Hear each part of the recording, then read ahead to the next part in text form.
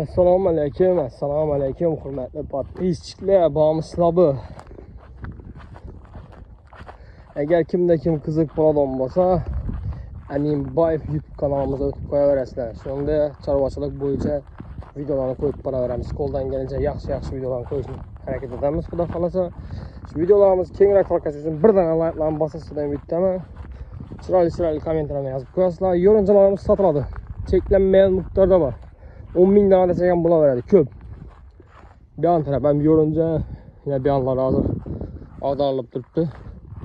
Bunga işte xudo xolasa kiplab boshlaydi. Sotiladi hammasi. 30.000 so'm shitir haq ketaverasizlar. 10 donami, 100 donami, 1000 donami, 2000 donami farqi yo'q. 30.000 so'm.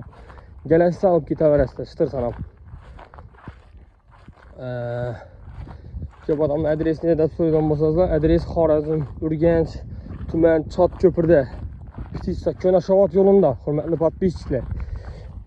Telefon nomerlar 93lik 618 18 Boburbek Yamal telefoniga kelaverasizlar.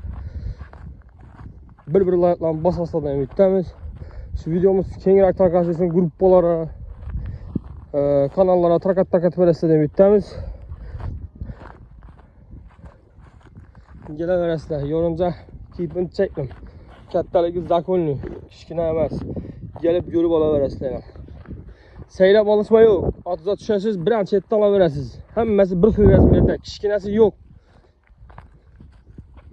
Ko'rib zakonli bo'lib kitlangan, ichini ochib ko'rib, ustunda galishib olib ketaverasizlar. 30.000 so'm bitadan bahasi. Bitadan bahasi 30.000 so'm bo'ladi. Mana. 3.000 lira kerak bo'lsa,